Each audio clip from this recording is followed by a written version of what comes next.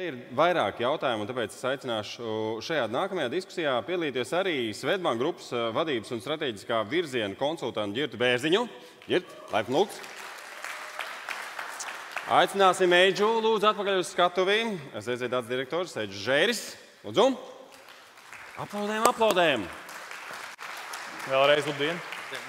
Un Plānisijā vadošais mākslīgā intelekta risinājuma arhitekts, Andris Liepiņš. Andi, lūdzu. Un mums ir atgādinājums. Lūdzu, mīļie dalībnieki, rakstām ne tikai varbūt jautājums, bet arī komentārus. Un iespējams, ja jums ir atbildes, tad arī atbildes. Un tieši to mēs šobrīd arī darīsim. Es te pievienošos. Tā, mikrofoni visiem ir, ja? Viss ir apjūgts. Ļoti labi. Iejūgts. Starp citu, ja nu gadījumā pēkšņi kādam ir kāds jautājums zālē, arī var droši celt roku un gribas tādā analogā veidā to darīt droši. Tā, laikam jāsāk ar cilvēkiem, kuri šobrīd vēl nav skatos bijuši un var pateikt pāris lietas, ko jūs gribējāt pateikt par mūsu šīs dienas diskusijas tēmu un to, ko jūs līdz šim esat dzirdējuši. Varbūt, es nezinu, ar Ģirtu sākam? Jā, paldies. Jā, paldies par tiešām ļoti aktuālo tēmu un ļoti interesantiem novērojumiem. Un es pats sev arī veicu tā kā piezīmes uz telefona malas, jā, un mēģināšu tagad atspēlēt galvā, ko es tur piezīmēju. Pirmā lieta, es pats sev personiski definēju nevis kā MI, bet kā PI. Pī labāks nekā mī.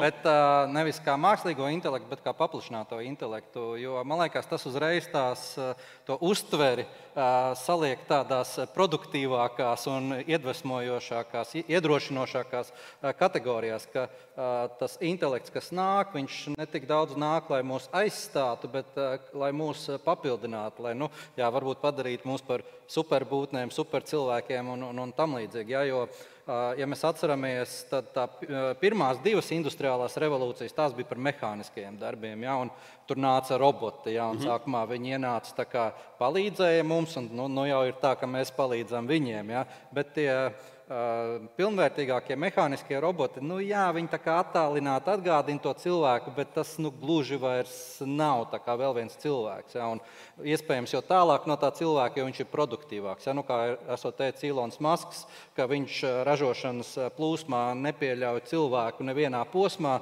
jo tad visa plūsmas ātrums samazinās uz cilvēka ātrumu. Līdzīgi ir ar šīm intelekta mašīnām, ka iespējams mums uz viņas nav jāskatās kā uz vēl vienu cilvēku, bet kā kaut kādu citu būtni. Iespējams, mēs vēl šobrīd īsti neatveram, nespējam to iekategorizēt. Jo mēs dzīvojam tajā 3. un 4. industriālajā revolūcijā, kad jautājums ir par informācijas tehnoloģijām.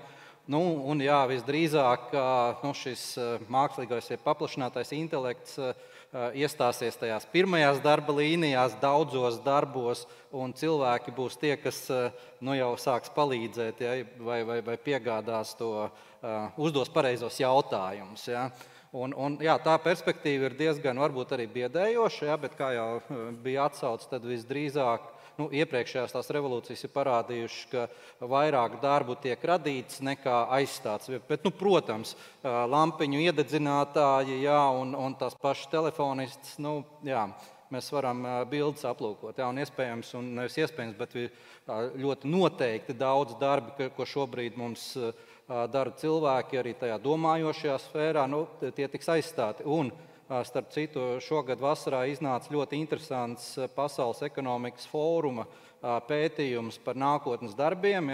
Rekomendēju atrast, brīvi pieejams. Un saķert paniku. Tur pat ir dots tās virziens, kur ir izēja. Kur man jādodas, tur ir minēta. Jo tas secinājums pirmais bija, ka 44% no darbiem, ko mēs šodien zinām, 44% nodarbināto tuvāko 5 gadu laikā, nevis pēc 5 gadiem, bet 5 gadu laikā būs savas spējas jāatjaunina vai pat jāpārbūvē. Un tur ir parādīts tās spējas, ir kompetences, kuras ir ieteicams attīstīt. Tā kā tur ir recepts un droši vien var paprasīt mākslīgajam intelektam, kā tad labāk šīs spējas trenēt. Bet tas nozīmē, ka daudzas tās koncepcijas, kas mums ir ierastas līdz šim, kādā veidā mēs apguvām iemaņas, ja, vidusskola, sveiciens 49. vai ne, jā, tad universitāte un tad 30 gadi vienā darba vietā, jā, un tā tālāk, tās koncepcijas, nu, jā, viņas mirst tā kā. Šis uzreiz gan filozofisks, gan psiholoģisks jautājums, un tad visiem dalībniekiem. Mēs, piedod, kopš industriālās revolūcijas 1, industriālā revolūcija vai revolūcija 2 un tā tālāk. Tagad 4, jā. Jā, 4, jā. Mēs katru reizi to paniku saķeram. Un katru reizi izrādās, ka kaut kā tomēr tam cilvēkam atrodas vieta, jo tā panika ir iestājusies reizes 28. Kāpēc mēs nezaudējam paniku? Kā tas nāks, ka visi iepriekšējie gadsimti ir pierādījuši, ka mēs atradīsim katrs sev vietu un viss būs labi? Mēs tomēr katreiz pamanāmies atkal to paniku saķert arī šajā gadījumā. Kas mums kaiš? Nu, īstenībā atbild uz šito ļoti, ļoti vienkārši. Tas ir līdzīgi kā ar daudzas lietas, kas ir mākslīgais intelekts, ar mēģinājums atveidot to, kā strādā cilvēks smadzenes, visi tie neironu tīkli un tā tālāk. Tā kopija, protams, nav precīza, bet princips, bioloģiskais princips, ielikts mašīnā. Un jāsaprot, ka bioloģiskais princips ir bijis tendēts vienmēr uz ko? Uz izdzīvošanu. Ko nozīmē izdzīvošana? Izdzīvošana nozīmē izvairīties no apdraudējuma.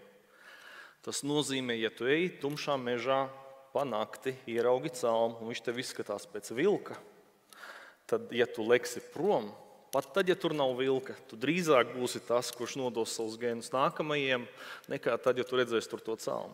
Šis fenomens saucās pareidolija, un tas ir viens no starp citu arī mākslīgā intelekta tieši datorredzes aspektā tādām problēmām, ko jācīnās. Respektīvi, mēs kā suga, mēs esam neirotiski un mēs esam nervozi. Ja mēs dzīvo neirotiskākie un nervozākie. Ja mēs tādi nebūtu, mēs nebūtu tikuši tik tālu. Tā ir arī tā atbilde. Bet mēs nebūtu tik advancēti, ja nebūtu tie, kas tomēr iet mežā un nebaidās vilka. Protams. Tā ir tā ziņkāra. No vienas puses tev ir ziņkāra, no otras puses tev ir bailes. Okay. Risk managements. Labi. Vai ir vēl kas piebilstams par šo tēmu, bet vairāk man interesētu arī tavs uzstādījums par to, ko mēs nu pat esam runājuši un dzirdējuši. Jā. Kaut kādā mērā es gribētu turpināt to Ģirta teikto tikko. Lieta, kas, manuprāt, ir jāpatur vienmēr prātā, runājot par mākslīgo intelektu un cilvēku un darba vietām un funkcijām, ko veic cilvēks. To cilvēku nevar tā vienkārši izsēdināt no krēsla un to intelektu ielikt tajā krēslā un cerēt, ka viss baigi tagad notiks uz priekšu. Ja? Jo tas ir instruments. Tas ir smalks instruments. Un kā smalku instrumentu un to mākslīgo intelektu, man vispār nepatīk to intelektu tāds vājš sakars no visam, bet neironu tīkli. Viņš jau pats pa sevi grib to darba vietu. Tāpat kā, ja tu esi vadītājs, tev ir tas darbinieks, lai tas darbinieks labi darītu savu darbu, tev to darba vietu viņam vajag iekārtot. Kur viņam ir, es atvainojos, stolti, kur viņam ir kafija, kur viņš kad atpūšās, kad viņš kā aiziet, vai viņam tur ir gaišs, vai nav pietiekami tur silts vai augsts vai vēl kaut kas. Un to mākslīgo intelektu līdzīgi tajā brīdī, es aicinātu tajā brīdī, kad pašvaldība vai uzņēmums vai jebkas domā par to, ka tagad mēs esošajos procesos kaut kur to tīklu gribam iekrāmēt iekšā, vai mēs domājam par jaunu pakalpojumu. Par to vajag domāt, kaut vai pakonsultēties ar tādiem, tā kā es, vai šeit arī ir pietiekami labi speciālisti. Kā varētu izskatīties tas veids, ko to mākslīgo intelektu iebīdīt iekšā tajā te visā. Jo bieži vien, ja mēs skatāmies uz tādu ļoti cilvēcisku pasauli, un tā ir tā mūsdienu problēmas, un citu runājot ar robotiem, visiem tiem, kas tur mēģina kaut kādas pizzas piegādāt, pašgājēji, ja, un visi tie kvadkopteri, ka tā mūsdienu pasauli viņiem nav normāli piemērota. Viņiem nav piemērota. Jā, tāpēc, ka tur ir trepes, tur ir vadi, tur ir šitas, tur ir vēl kaut kas, un ir tas hauss, un ir entropija, un viņi tur, viss beidzās slikti. Un ar to mākslīgo intelektu līdzīgi ir par viņu bišķiņā jāparūpējās, un tā būs tas rezultāts. Un līdzīgi arī kā ar darbinieku apmācību, lai celtu viņu kvalifikāciju, ir jāpaturprātā, ka arī mākslīgais intelekts, arī tas izskanēs jau vairākas reizes. Viņš ir apmācāms, un tur nav tā, ka mums sistēma strādā vai nestrādā. Viņi strādā labi, viņi strādās labāk, vēl labāk, un tā tālāk. Tāpēc tas ir, ja mēs viņu ielaidīsim pie sevis tai vidē, tad mēs no viņa vairs vaļā netiksim. Un ja mēs no viņa vaļā netiksim, tad tas ir mūsu pienākums, tā kā Saint-Exupéry, parūpēties par to, ko mēs esam pieredzinājuši. Tas būtu tas mans tāds. Tad tās galvenās bažas parasti ir tādas. Kas notiks, ja es apmācīšu darbinieku, labi darbinieki vienmēr aiziet? Un tad tā parastā atbilde ir tāda, kas tad notiks, ja tu viņu neapmācīsi un viņš paliks? Tieši tas ir tas, ko es teicu. Par viņu vajag rūpēties viņa tai kontekstā. Bet kur viņš aizies? Viņš taču personas, kur nav. Kurš viņu cik dabā ņems to mākslīgo intelektu? Te ir arī jāpatur prātā. Tas ir tas ļoti labs points, ka katrā tajā vietā, kur tas mākslīgais intelekts ir izveidots, viņš tomēr ir uzdevums specifisks lielākoties. Mums ļoti patīk runāt par šiem ģeneralizētajiem un tādiem tiem modeļiem, kas tiecās uz to singularitāti, bet tas vēl ir labu laiku nākotnē. Līdz šim brīdim mēs tomēr runājam lielākoties par saucamo narrow AI, jeb šo te šauro AI, kurš ir domāts vairāk vai mazāk konkrētas funkcijas, vai varbūt funkciju veikšanai kaut kādā ietvarā. Tas ir tas, ko es jums visiem gribēju pajautāt. Tagad lūk šeit pašvaldību darbinieki. Katram ir kaut kāda sava pozīcija. Ne visi viņi strādā ar IT. Jā, ir cilvēki, kas dara savu darbu. Kā viņam saprast, kā uz viņu tas attiecas? Kurš ir pašvaldībā, piemēram, atbildīgs par to, ka es saprotu, kādas ir manas attiecības ar mākslīgo intelektu, kā man tas ietekmēs un kas man tagad jādara, lai es joprojām būtu noderīgs? Varbūt te redz, tā tēma ļoti labi pacēla, kad jārunā jau šaurāk. Šobrīd biedē, ka mēs aizējam tajā plašumā. Mēs nerunājam par tādu universālu cilvēku aizvietošanu. Mēs tad runājam par konkrētu funkciju izpildu. Man patīk, ka Kasparam bija daži piemēri no dzīves, kur mēs viņu sastopam. Nezinu, tur tas pats Spotify klausoties, tur mums arvien līdzīgas dziesmas piedāvā. Galu galā. Tur tā ir. Mēs visi lietojam Spotify vai kādu līdzīgu rīku.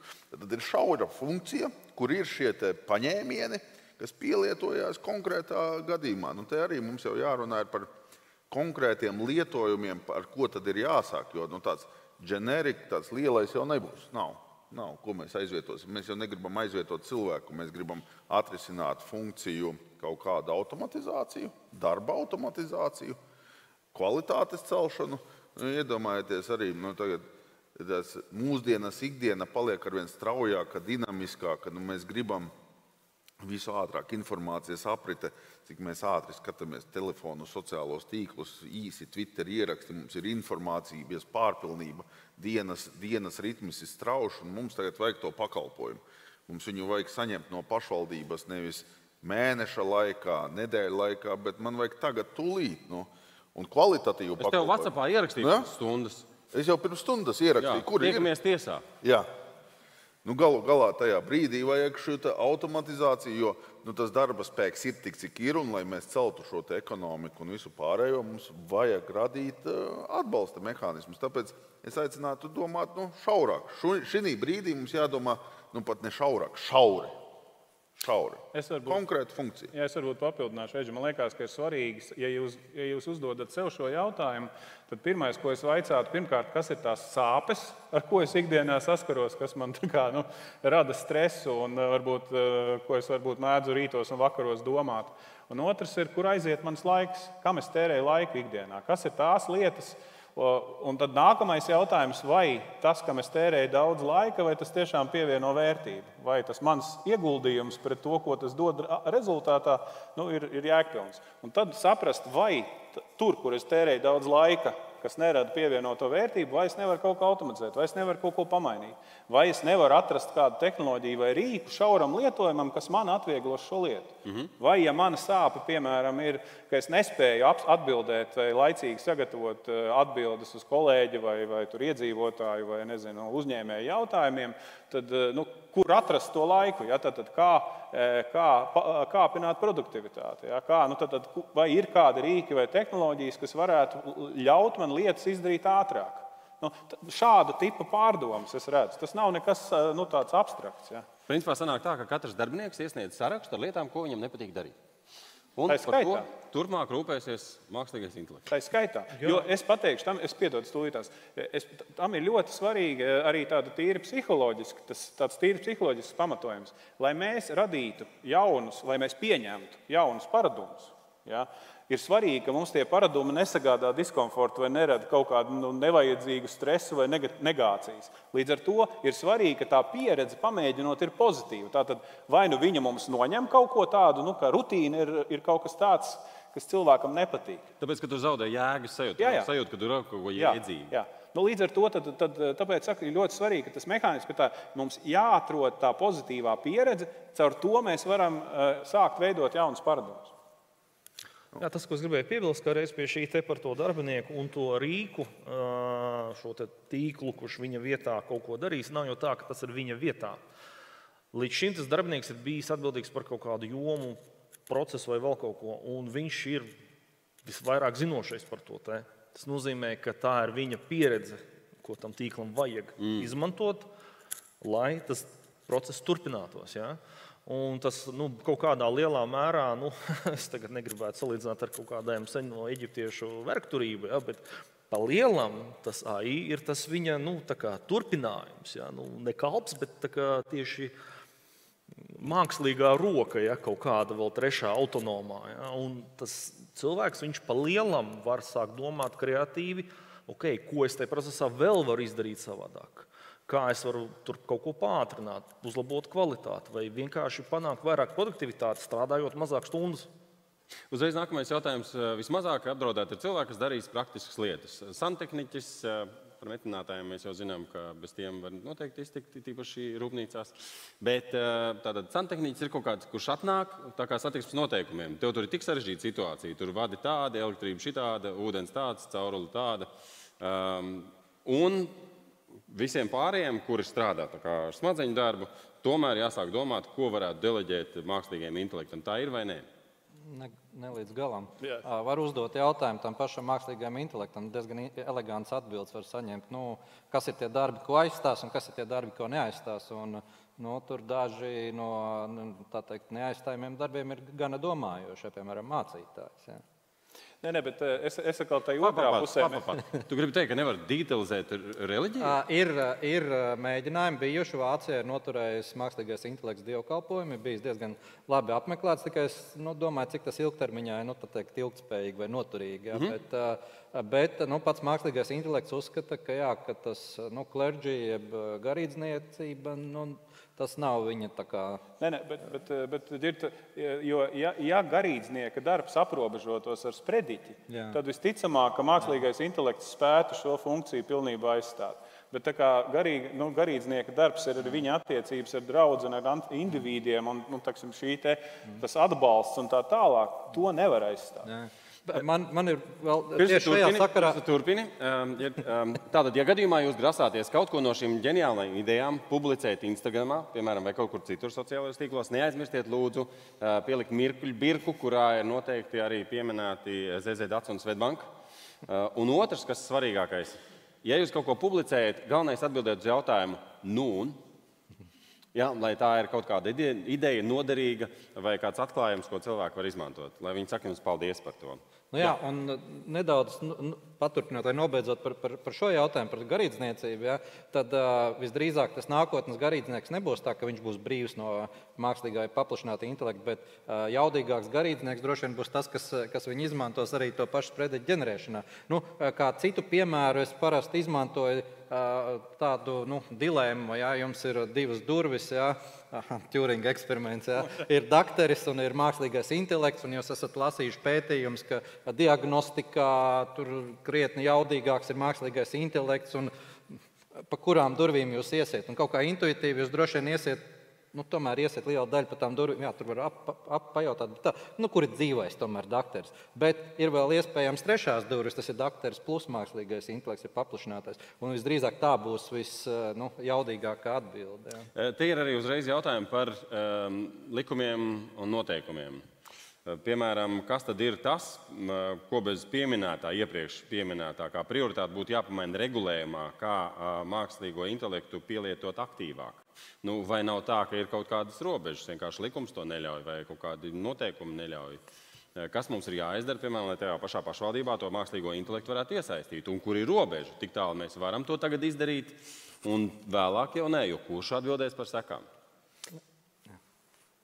Droši vien?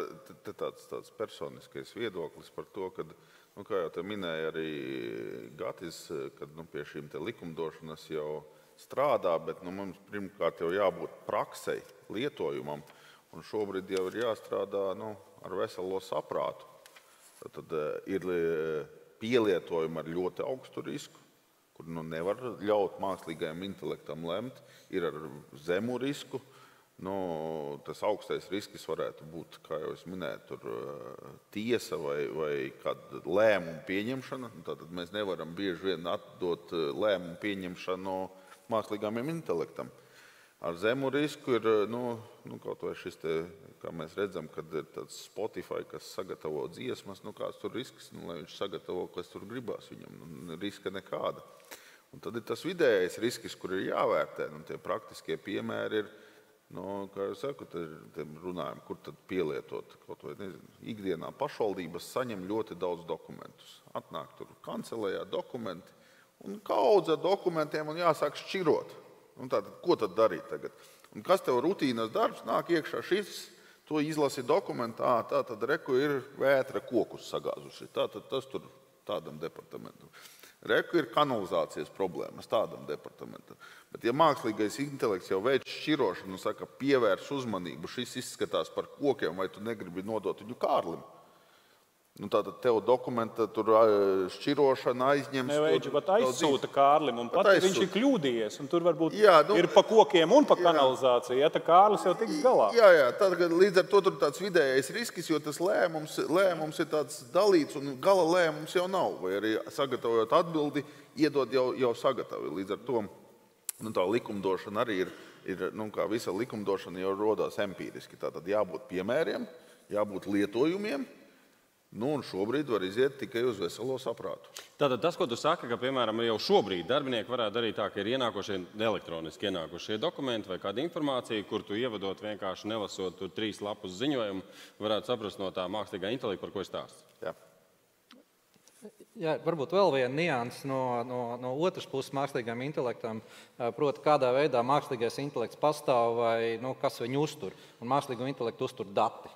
Ja, tā lieta, un jo atbilstošāki dati, jo atbilstošākas atbildes jūs saņemsiet. Un šeit pašvaldība, varētu teikt, jebkura Eiropas Savienības subjekta kontekstā ir nepieciešams atgādināt, ka mēs dzīvojam, kā Eiropas kopiena definēs digitālajā desmitgadē. Ja, skan skaisti, līdz 30. gadam un tam līdzīgi, bet tam ir ļoti praktiskas sekas. Būtībā mēs redzam, ka katru gadu nāk ar vienu vairāk dažādas regulas un direktīvas. Mēs pat bankā iekšēnē saucam to par regulatory tsunami, ja, kad tsunami nāk un ar katru gadu arvien vairāk tiek standartizēti un definēti šie dati, kas ir jāatver.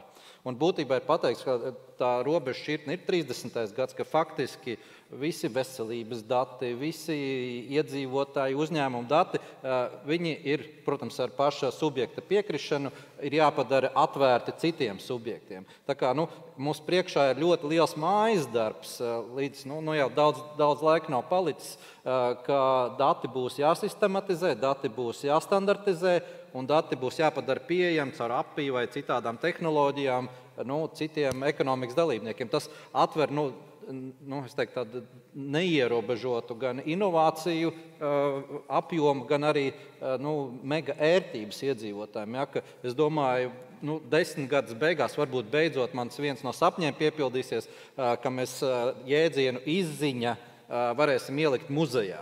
Ja, atcerieties, bija laiki, kad man bija jāpieprasa informācija, un tad tā informācija jāpārvieto uz citu vietu. Tā vietā, lai informācijas divi apjomi, ja ir nepieciešams viņi savā starpā savienotos, pat nevis tā teikt pārkačātos, bet savienotos.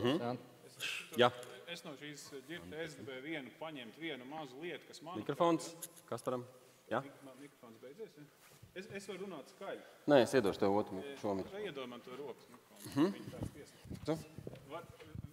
vienu aspektu, ko es gribētu īpaši izcelt, un tā ir tā lietotāja pieredze. Mēs dzīvojam lietotāja pieredzes ekonomikā, kur to mūsu ilgtspēja nosaka tas, kādu pieredzi mēs radam saviem darbiniekiem, saviem klientiem, saviem partneriem, ja, vienalga. Un es domāju, ka šis ir ļoti labs motivators vai ļoti labs iemesls, kāpēc ir vērts pūlēties. Jo, lai, piemēram, sataisītu to Eģus minēto ienākošo dokumentu klasifikātoru, protams, ir jāiegulda diezgan liels cilvēka darbs, anotējot kaut kādus jau līdz šim saņemtos dokumentus, norādot tajā saturā, kuras ir tās vietas, tie atslēga vārdu frāzes, ja, vai vārdu kombinācijas vai atsauces, kuras nozīmē vienu vai otru tēmu, un tad šādi cilvēkiem sānotējot lielu vēsturisko dokumentu skaitu, mēs varam apmācīt modeli, kurš turpmāk to darīs automātiski. Mēs, piemēram, šobrīd Tildē mēs taisam Latvijas rādio tādu sistēmu, kura automātiski visus ēterā izskanējošos raidījumus sadalīs pēc tēmām un automātiski ģenerēs atskaitas SEPLP, jo Latvijas rādio ir jāatskaitās Sabiedrisko elektronisko plašsaziņas līdzekļu padomei par to, cik daudz par kādu tēmu viņi ir sagatavojuši šo te saturu.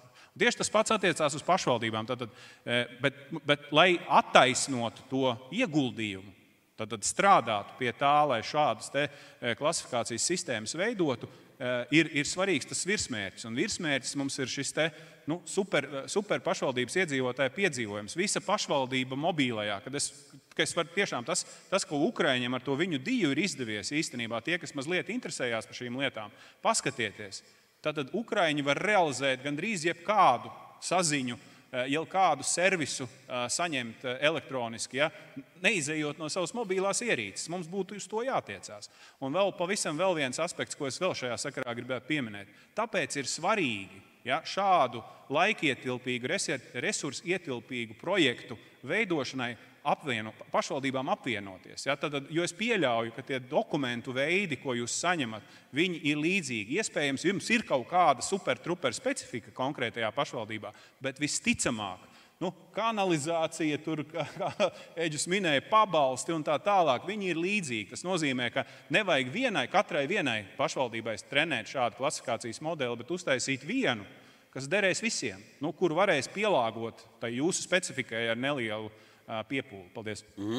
Te ir arī jautājums, ļoti konkrēts jautājums, un šis ir jautājums Andim, kāda ļoti informēta mūsu skatītie klausītāji. Kāpēc? Un te bija arī jautājums uzreiz, vai tad, kad visi dati būs pieejami, vai ar mākslīgā intelekta palīdzību tie var nebūt pieejami arī nepareiziem cilvēkiem. Tikko mēs atveram sistēmas, uzreiz parādās drošības jautājumi. Jo, piemēram, kāds zina, ka Andis ir piedalījies čiliešanas čempionātā. Jā. Un tāpēc jautājums, vai to tev ieteica mākslīgais intelekts? Un tu teiksim, ierakstīja, hei, ko es varētu izmēģināt?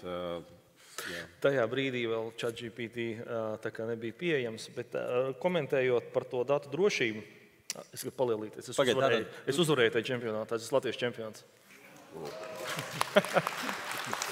Bez jokiem. Vārds sakot, you're the hottest guy in the room. Tajā brīdī, jā. Tajā gadā, jā.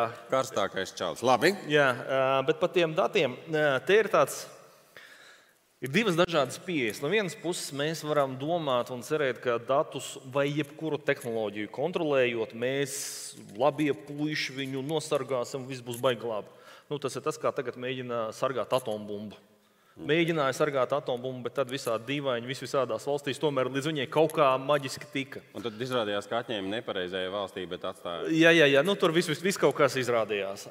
Un otra pieeja ir padarīt visas tehnoloģijas maksimāli pieejamas, pieņemot to, ka cilvēki savā kopumā ir labi.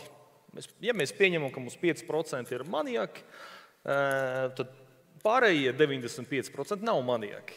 Un ja viss ir pieejams visiem, tad tīri no tāda, statistikas viedokļa, tie labie cilvēki, tos sliktos cilvēkus, visdrīzāk pārmāks ar savām savu piegājienu. Labums ir lielāks nekā potenciāls ļaunums. Viennozīmīgi. Labi, Eģu, tev jautājums. Redzi, kā tagad rīkoties? Ir pašvaldība, kur nolēmusi, jā, viņi grib ņemt tālāk mākslīgo intelektu, vai ir kāds pakalpojums, kur tu vari izsaukt, auditoru, kurš pasaka, tad tā. Šajā darbiņā mums vajag izdarīt to, šajā uzdevumā mēs varam izdarīt to, šajā sistēmā mēs varam pamainīt to. Jā, auditori, sauksim viņus par konsultantiem. Tad konsultanti ir, kas šos procesus iet, bet tas jau ir tāds kopīgs darbs, kur jāiet šie procesi jāanalizē procesi, jāanalizē dati pieejamie, datu kvalitāte, kā jau te runāja. Pēc tam jau tie algoritmi ir jāapmāca. Un tā apmācība un tā sagatavošanās jau ir tāds diezgan liels un nopietnis process. Kāpēc mēs neesam arī līdz šim tik tālu tikuši, jo tas prasa diezgan lielus resursus, lai izdarītu. Vai to dara, kurš šī gadījumā konsultē, kurš analizē, kurš ko dara, tas nav tik būtiski, bet tas ir tāds kopdarbs, tur ir jāiziet visi procesi. Viss tāds nozīmīgākais process droši ir šo pieejamo datu analīze. Tas, ja sākumā neizanalizēs, nesapratīs, kādi tie dati ir, uz kuriem būvēt, tad tas beigu rezultāts būs diezgan tāds vājš. Un tās kļūdas novērst būs daudz dārgāk un sarežģītāk nekā sākumā viņas būtu identificētas. Un tas jau ir tādos visos procesos. Tāpēc arī tas sākums, ar ko sākt, joprojām ir tādi mazie solīši. Mazie. Nevar sākt lielus procesus, domāt, automatizēt. Jāsaka ar maziem solīšiem un tādiem, kas aizņem ikdienas daudz darba. Jo tad tas iegūms ir acīm redzams. Jo, ja sāksim ar lielu, skaistu, mums ir daudz datu, es jau te minēju, rādīju piemērus, to datu ir daudz. Un mans sapnis ir, ka ar tiem datiem mēs varētu sākt tur dziļi, plaši analizēt un apmācības, bet es tādu iniciatīvu sāku iekšā uzņēmumā, un mēs sapratām, ka to datu ir pārāk daudz, tas viens, lai saprastu likumsakarības. Jo datos vēl jāsaprot visādi dzīves situācijas, jēgas, kāpēc tie dati vienā vai otrā gadījumā ir radušies. Un otrs ir tie biznesa procesi jāsaprot, kuros gadījumos un ko tad tagad darīs. Jo, ja paņem tagad tos datus un saliek un atrod likumsakrības, kādu biznesa procesu mēs uzlabosim. Bet, Anta, es klausos un es domāju, tur ir tik daudz mainīgo lielumu un nezināmo, ka vai šobrīd ir vērts tajā ieguldīties. Jo skaties, mēs visi esam tādi beta testeri. Ja? Ir kaut kas iznācis, un mēs tagad visi testējam. Tie, kuri vairāk ar to strādās, vairāk ieguldīs darbu, vairāk ievadīs datus, vairāk koriģēs rezultātus, tie būs ieguldījuši milzīgu darbu. Vai nevajag vienkārši pagaidīt, kamēr kāds to visu izdara, un mēs pieslēgsimies tad, kad viss būs gatavs? Jā, kur tad ir tas kāds? Latvijā jau nav. Katrā pašvaldībā ir nodaļa ar nosaukumu kāds. Pareizi. Jūs nākat klajā ar priekšlikumu, kad jums jautā, kurš to varētu izdarīt. Kāds to varētu izdarīt? Tā kā kāds jau strādā. Jautājums, kurš? Man ir aizdomas, ka tas kāds ir šajā zālē, un tie esam mēs visi kopā. Skaidrs, mums nav variantu. Jo, redz, ko arī Ingūna prasa uzreiz, lielākais risks varētu būt, ka būs darbinieki, kas paļausies uz mākslīgā intelekta ģenerēto, paši to jomu nepārzinot, bet attiecīgi tad viņi arī pēc tam laidīs tautās kļūdainus lēmumus vai kļūdainus slēdzienus vai kļūdainu informāciju. Jā, bet ar ko tas ir savādāk nekā šobrīd Google, tu kaut ko tur iemet iekšā, pirmo ieraugi, tur zeme ir plakana, aiziet. Jā, tā ir populārākā atbilde, jā. Skaidrs, labi. Man ir diezgan daudz, mēs varētu diskutēt ilgi, un tomēr, kas ir tas, ko katrs no jums šādā diskusijā noteikti gribētu šajai auditorijai pateikt? Kas būtu tāds aicinājums uz rīcību? Vai, brīdinājums varbūt? No katra no jums tāds noslēdzošais aicinājums uz rīcību. Jā. Es teiktu, ka ir jāizglītojas. Mums visiem kopā ir jāizglītojas par šo tehnoloģiju. Kādas ir limitācijas, kādas ir iespējas un ko ar to visu var izdarīt. Tas ir noteikti numur viens. Neiet vienkārši klāji, akli un neekspektēt debesu mannu. Bet arī es skatījos, ka ne tik ļoti uzreiz uztraukties, ka tagad viss pēkšņi mainīsies un tad nevienam nebūs vajadzīgs. Noteikti nē. Ja galu beigās mēs esam tikuši šitik te tālu, ja, pa pēdējiem miljoniem gadu, tad jau būs ok. Jā, ņemot vērā to, ka tāda straujāka attīstība tīri intelektuālajā ziņā, runājot par tehnoloģijām, notiks pēdējos 200 gados. Jā? Nē, nu, tā nu gan nav taisnība. Es piedāvāju palasīt kaut vai seno grieķu, piemēram, literātus. Un tad ir ļoti labi un ātri sajūtams tas, ka tas cilvēka intelekts, viņš jau šajā līmenī ir ļoti ilgu laiku. Mums ir pietrūcis varbūt tas tehnoloģiskais aspekts. Ja? Bet baigi gudrāk mēs neesam palikuši. Tad mums vēl kā 3000 gadi ir. Labi, paldies. Vismaz. Eģu? Jā, te jau man liekas, šajā diskusijā reizes 3 pieminēju, un noslēgumā arī varu teikt, tā aicinājums ir sākt ar mazajiem piemēriņiem, mazajiem tiem darbiņiem, kas ikdienā traucē un kur prasās automatizācija. Šī gadījumā nevajag pat domāt, tas ir mākslīgais intelekts, vai tas ir vienkārši algoritms, vai tas ir datu apmaiņa. Tad mums jāiet virzienā pie lietām, ko mēs neesam vēl automatizējuši. Kā jau minēju, tāpat dokumentu šķirošana, tā varētu būt kaut kādu protokolu